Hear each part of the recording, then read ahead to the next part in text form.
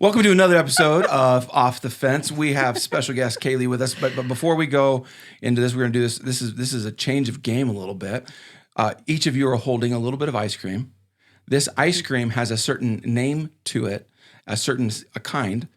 You need to just eat as little or as much of it as you want, and try to guess if you think you know what kind of ice cream it is, not brand wise, but like flavor wise. Flavor Flav. Yeah. So you whatever you want, but you're evaluating eventually if this company actually hit the mark on what they've called it. So go ahead. Enjoy. Is good. Is it good? Oh, you already dove right in. Wow. Katie's indulgence would be ice cream. Here's the problem though. I love ice cream, but it does not love me back. Right. It hurts me a lot. Yeah. Oh, no. It hurts my tummy. Donuts hurt my tummy. Everything hurts my tummy. But I love it so much. I had it for lunch yesterday with a friend. I think I have to have another bite. Hey, There's like a crumbly thing in here too. ice cream. I think we all have our favorite ice creams. Like if right now you had to choose your favorite kind of ice cream, what would it be? Peach. Peach? Mm-hmm. Yeah, you do like peach. Mm-hmm. Really? Mm-hmm. I remember, real peach. Real peach, like almost homemade ice cream peach. Mm-hmm. Do you have a favorite kind? Like if your go-to, if you're at an ice cream shop, you're going to order. We should probably have stock. Our family should probably have stock in Dairy Queen, and it's always the same thing. It's cheesecake pieces and M&Ms. Yeah, it doesn't We've got sound. an M&Ms family. Our kids all love M&Ms in their Blizzard. Okay, if you guys had to guess right now, what is the flavor of whatever you're eating? Like, what would you call it? Are you gonna try it? Sure. You talk. I don't want to. So we Catherine, should what do you converse. think? Yeah, I think it's like blueberry streusel. That's a good one because I was thinking cobbler, but streusel's a better word because of the way the blueberries are. Well, there's it's more these streusel-y. graham things in here. Um, I know. Can we just eat it all? I'm so aware though of how I have looked in the past while I'm eating and talking that I just want to eat. I'm gonna turn my head. What is it? I'm going to guess right now that it's like blueberry pie. Oh, look at you. That's a good one. Yeah, it's definitely got a pie flavor to it. What Definitely. is it blackberry? I'm totally off. What was it? It's blueberry streusel. Yeah. So they went a little bit more direct. It's called biscuits and jam. Wow. So we're getting a little bit. Well, I think that the French word for this would be Les compagnons. but That's awesome. it's called biscuits and jam. Do we know where it's from? The store. But no, it's got like, I'm just being sassy. I've been watching a lot of the Food Network. I say this every episode, but it's really rich. It's So- got It's like creamy. depth. I Now am that not you know going to lick. biscuits and jam, so people can Google this. So they have at it. Google biscuits and jam ice cream. You'll find it. But would you guys agree or disagree that biscuits and jam is the correct description? Like, think It about was like a jelly. right now. You're little at the bit. grocery store. You're in the frozen food little fridges, and you see ice cream. It says biscuits and jam. I feel like that's a weird name for ice cream. Yeah, I wouldn't- agree. Sounds wouldn't- British. Biscuits kind of throws me off. Biscuits. Yeah, right? It's In my ice cream. No, thanks. Yeah. So I think we might be in unity here. Although, If it was frankly, if named I'm going to eat differently. ice cream, I don't care what it's called if it looks good. What would you name it if you were? Blueberry streusel. Oh, you would? I would. That was good because I said you. blueberry cobbler. That doesn't sound No, that sounds right. good, too. I Streusel's like a better that one. word. There you go. Streusel. We're off the fence on the ice cream. Well, oh wait, did you like it? That's awesome. Okay, I ate the whole so thing. there, we okay. So for those who like ice cream, go try Ice cream the for lunch biscuits 2 and days in a jam. row. 2, let's work on better naming. I think we all agree we're off the fence on that. That maybe there's some better names for this. All right, there you go. All right, hey, so now we know biscuits and jam. Yeah, that's what it was. Yeah. Okay, so good tasting ice cream, but that's good. Kayleigh, we brought you on because we want to talk about you own and operate a business, and I'm going to make an assumption that when you start a business in a town that you don't really have, like you're saying this is a big deal. This town, I live here. I'm a part of this place. And so before we get rolling, for those who don't know who you are, and you like, oh, here's your bio, here's who my family, what I do for a living, all that, whatever you want to share, you share, and then we'll go from there. Well, I guess I've lived here for 20, almost 30 years now. We were, my dad was Air Force and he met my mom in England. So we're British, Scottish, and I was born in England actually. And we moved around quite a bit before ending up here. And my mom, I just remember her just being absolutely distraught coming here and landing and looking around and being like, oh my gosh, where I am. She grew up in Nigeria. She went to school there. I mean, she's been all over the world, and then she ends up here, and I just remember her in tears and just so, but a lot has changed, obviously, since that. She's still here, and she's worked at the hospital here for almost 30 years, and she's created, her unit and her tribe, and so is my dad, and my family's here, my brother's here. We've been here. We've established our roots, and honestly, like that's kind of like the foundation of Dixon too. This is bringing us back to our roots, and that's really cool. Yeah, I didn't know any of that. That's amazing. All right. So, what people right now in the community, if they know you, what they know about you is Dixon. You just brought up Dixon. Yep, there she is. Yeah, you brought us some free coffee, which I love. Oh, that's so good. So tell us a little bit about.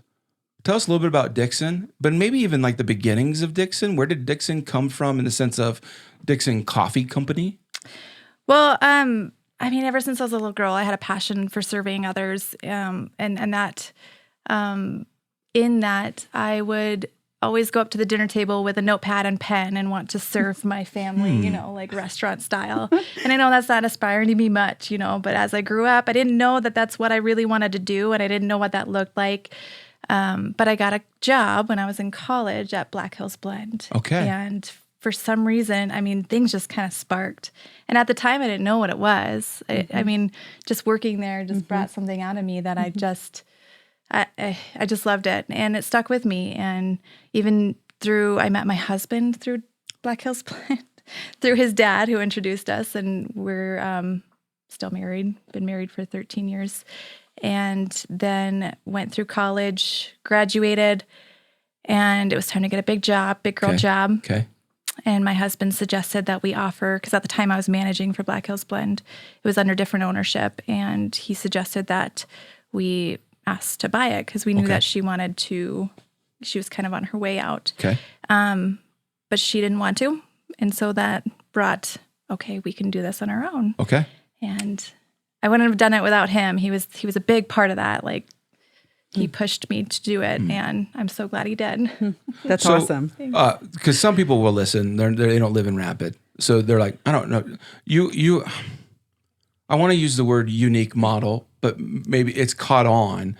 I would say it's not the model I grew up with. On if you were to go get coffee from somewhere, the typical you go to a coffee shop, you sit down. There's seats. Just explain your model for people who don't know what Dixon Coffee, how you're selling coffee. Well, we just wanted to, find our niche, and I think when you do, you want it to be close to home, and you want to value it personally as well. You don't just want to grab it from thin air and just kind of go with that. You want it to be passionate, something that you feel good about, and that's where we're organic and fair trade, and so that's where I really wanted that, and a lot of it. Back to the roots, making things from scratch. Our family values whole foods. Ingredients are important to us, that kind of stuff. And so it mimics directly into our business. And so that's kind of where that came from. So you're touching a trend. When we talk with business owners, leaders, people who are saying, I've rooted down in my community. And they're all doing different things, from running a business to politics to coaching and all that kind of stuff. What we keep hearing over and over and over and over again is values. Is going, I'm rooting down via my values, not just I'm rooting down for no apparent reason, it's a values connection. And I get enough coffee at Dixon. There's a value. It's not just it's not just convenience, is what I'm saying. It's not just, they're close to the office kind of thing. That's a factor, but you can see and feel the values. Sure. Absolutely. I think that's so important. And honestly, I think you can, when you're doing business with somebody, you can spot it when it's not a passion, when it's not something that's close to them, or that they, you know who cares. You know what I mean? Yeah. And that's what's so great about local businesses is when you walk in there, most of the time you're going to see the owner or even the people who work for the owner. They share that passion because it just bleeds off of them. You know, you just, and you can pick that up when you shop there. And I think that's that's amazing. So I didn't ask permission to ask this question, so we'll see where this goes. Has doing this been easy? No. Okay. No. What, if you began to list, what's behind that? Like, why? Why has it not been easy? What about it? All the things that you can assume, but I mean, some things have that, like just the people part. Okay. That's just easy. It's so great to know the people that come through your coffee shop that support you for a reason, and you create these relationships with them and these bonds, and that's just great. The hard part is like now I do a lot of the behind the scenes stuff where I have to do this stuff I sit at a desk, and that's not my passion. There's the fear of failing. I mean, that's a big part, obviously. Like I remember not sleeping the night that we opened. And, really? Yeah. Okay. Oh yeah, you just have these visions that not one car is going to pull up, and you're just going to.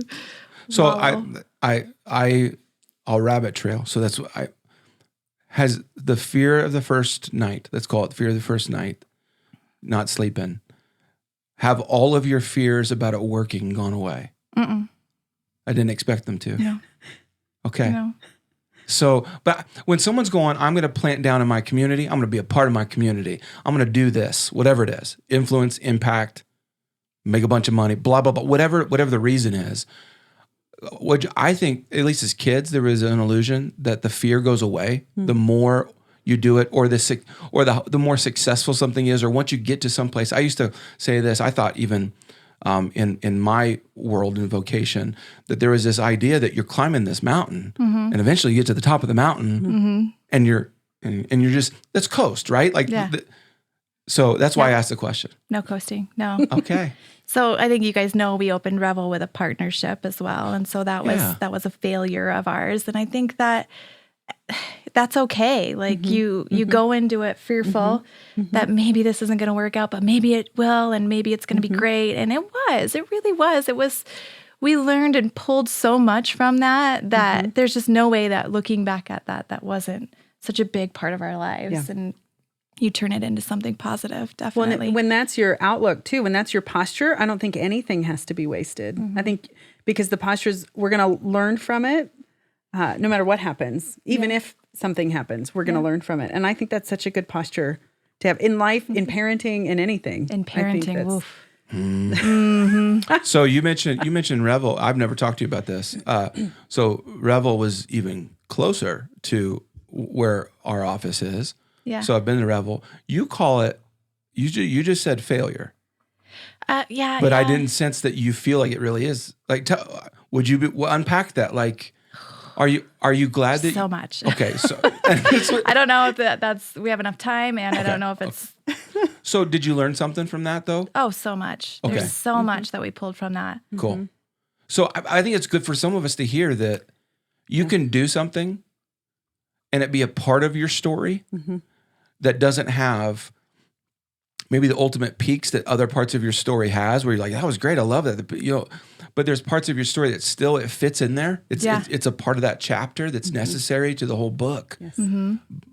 Would you go repeat it the same way? No. You might say, well, if I had the choice, I wouldn't go down that. But the mature person's like, what? Sometimes doing things in your community, for your community, rooting down, doesn't always have every corner isn't perfect and full of amazing emotions that make you warm and fuzzy and excited. No, it's so much different than that. And I mean, at the end of the day, you're just thankful that you get these opportunities and that we live in a place that we get to have these opportunities. Yes. So go out there and do those things that scare you. Because I mean, and even if you do fail at it, you can grab so much from it. Absolutely. Yes. I feel like that sounds a little cliche, but it's so true. It rings and it holds so true. It really does. We're living that out in parenting at every age and stage. And I'm sure you do too, where our 18-year-old, we're walking through different things with him and like high, exciting successes and also just disappointments and things that just didn't work out the way that they thought. But even Bo, we're trying to potty train Bo. Even then, we're learning things about him. But that transfers so much. They like everything that we're doing on the outside and everything that we're doing on the inside. And that's why back to the values. I think that's why that's so great that it's such an important part of your story. Yeah. Well, in life, when something doesn't go right, it typically involves other people. And all I'm thinking about is parenting right what now. I'm saying is, Me too. I'm saying when I say it affects other people. Yeah. So what I'm saying is we don't often share, And it's affected by other people. we don't share the Yeah. low points because it's a part of other people's stories as well. Right. So we don't feel the freedom or actually it's honoring to say, I'm not going to share all this stuff, but I do think it's important to at least put onto the table that everything doesn't go right for everyone All of them. or for anyone. Yeah. And you can be like, good intentions, let's do this, let them root down. And what you're going to see on social media, or maybe what you're just going to see from afar because of how people talk about people, you're like, man, that's good. They're just living the great life. Man, whoo, that's fantastic. But the older you get, the more mature you get, you realize they're having their own ups and downs. They're learning from good times and bad times. And I think a lot of times we think the only way to root down or where we're going to root down, we're weighing at like pros and cons. I talk about this too much, but I'm going to say it anyways. Do it. Is it college basketball? No. Oh, okay. No, it's pros and cons. It's the concept of, you got a decision to make? Make a pros list, make sure. a cons list. And the idea is that the pros need to outweigh the cons. And I disagree. I Really? yes. I what I'm telling you is I think when it's of God, when it's a prompting or a nudge from God, that it's more about will you at least try and live with some sort of values? Maybe at the end, our conversations with God, he'll be able to say, here's all of the wonderful things that we never saw. But I think sometimes we overanalyze here's where we're going, here's what I'm going to do. I can prove why it's a good idea. And I think the storyline's better. Should you do it? Do you have a nudge either from God or do you just see that he's doing something? Go do it. I made this joke with some people the other day. It's why if you made a pro and con list with parenting, just imagine right now what you know about parenting. One would be You're making a pros list and a cons list. Now, shoot. so Just proved his point. on the pros list, they're powerful pros though, right? Absolutely, yeah. But So- on certain days, that con list is very It's very long. long. Certain days. So that's what I'm saying is Yeah. the pros list matters. It does. Absolutely. But they don't have to be equal is what I'm suggesting. All right, I see that. They don't have to be like, it's not an amount because any pros list, cons list you make, they're different. They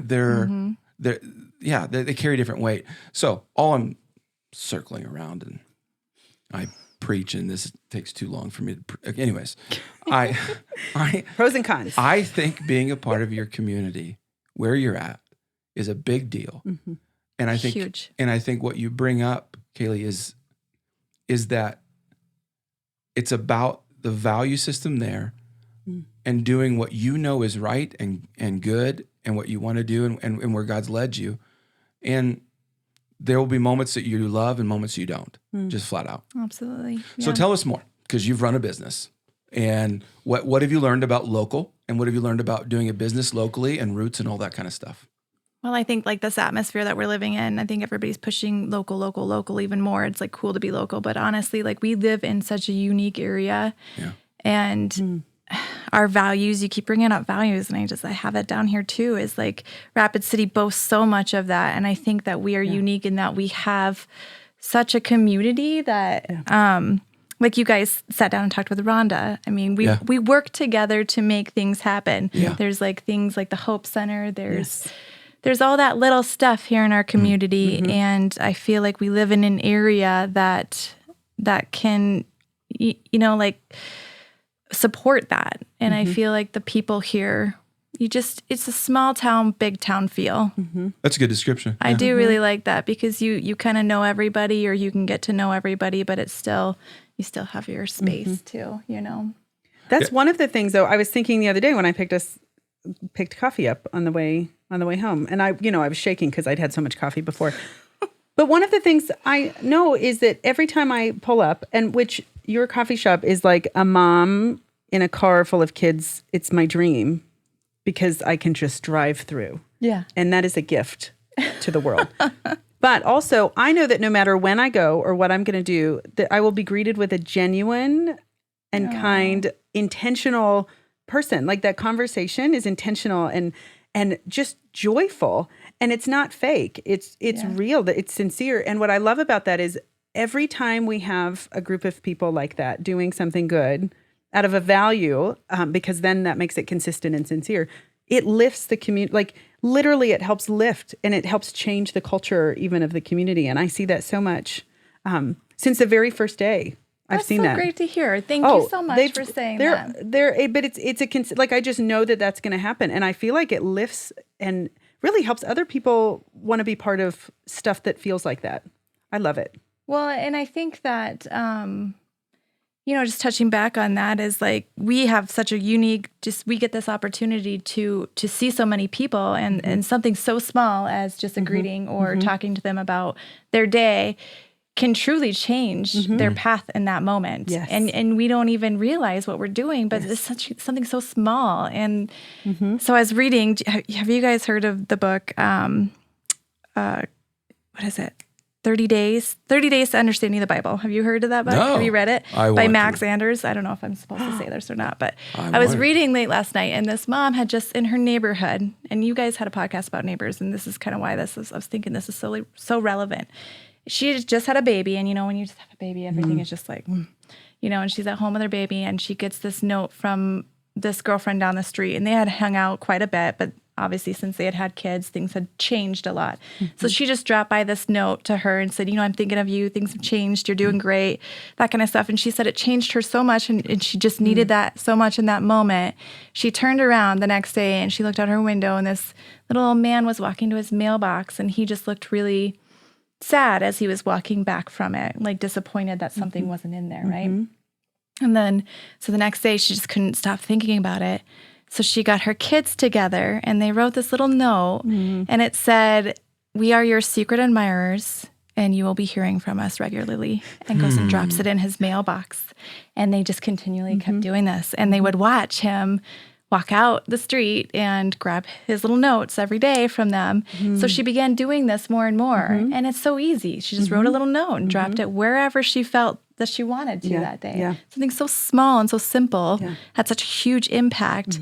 And in this book, he does such a awesome job talking about it because he just starts out with all these stories and they're so inspiring. But it just comes back to like, it doesn't have to be at this coffee shop where I see all these people. Like we can do that every day and just walking in the grocery store and loving our neighbors in that way and smiling at somebody as you're going by them or picking up, something that they dropped and saying here or holding the door or whatever it is. I love it. So if I were building my own city. This is great. Hey, welcome to my weird mind. I want to have like a friend neighborhood somewhere in the woods someday. It's kind of like that.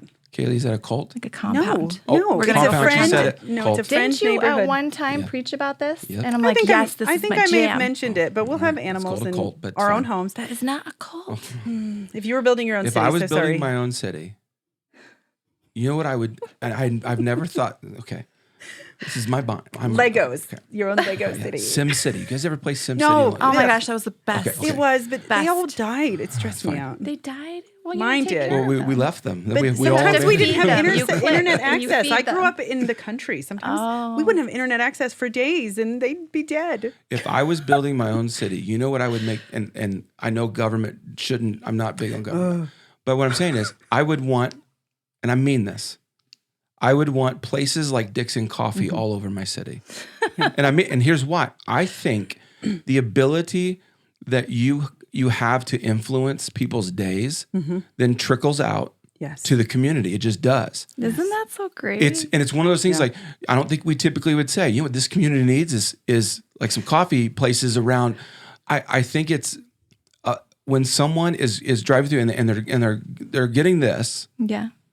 But what they leave with isn't just this, right? And if I was building my own city, I'd be like, all right, I need multiple business owners. We need coffee kiosks all over, and here's what I would say, and here's how you need to engage these people.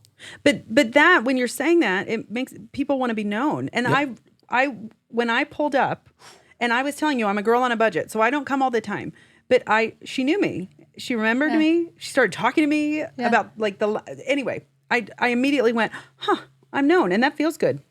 When I go to the post office, I go there a lot. I love the post office, but they know me. Yeah. And those are experiences I've even had recently where I go, it just feels good to be known, but to be known, it's a two-way street. So Absolutely. you've got to be willing to be present, and you've got to be willing to receive. And I think that's what builds communities too, is knowing and being known. And you guys do that well and have since the beginning. It clearly was part of your model to just value people. I don't know. Everybody always asks me, like, do you ever have issues hiring? Because there's a lot of that going around. And we don't. We never really have. And I don't know if that's because the coffee culture is like kind of cool. Like, the kids just kind of want to work there. Or I don't know if that's what it is. But honestly, like, God has put all these people in our lives, and every single one of them, you build this team and they bring something different to the table. Yes. And we've had some that don't fit in as much, Right. But I mean, that's just, it's just how it goes. But honestly, like, it's amazing to see. So you guys probably know Emily,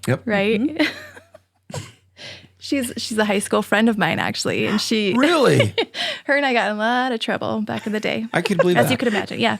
Yeah. So we had like lost touch for a while, and then we both started working at Black Hills Blend, and I was very careful about how I approached leaving Black Hills Blend because I didn't want it to be hairy in any kind of way, but she was, we had a relationship outside of it, and I confided in her, and all of a sudden she was like, I want to come. And then as soon as I had said that, a couple other people just kind of came out of nowhere, and they had worked for Black Hills Blend too, but they said, hey, can we work with you? And I mean, it was amazing. And it's cool. Like, the feeling was like, wow, really? You want to come with me and do this? Like, this is an adventure. Are you sure? Yes. Like, and yeah, so great. Yeah. Well, I love that. Now, I think what you do is more than coffee. And so thanks for letting us pick your brain on this stuff. Yeah, absolutely. Thanks for the coffee too, though, today and always. Of course. And those energy bites. Oh man, alive. See, that's a whole nother, I see. So another thing, because I know you guys have even partnered with, at times, with other places in town where I'll see other businesses, goods there. Yeah. And I'm like, wow, it's lifting others up at the same time. That's a part of being where you're at. But no, I appreciate your vulnerability. Your honesty is awesome.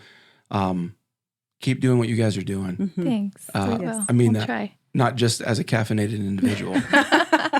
Don't over caffeinate. No. It's dangerous. Yeah. Bad for your heart. But well, thanks for watching or listening, however you're doing this. Hope you enjoy this conversation. Until we see you next time, we love you very much.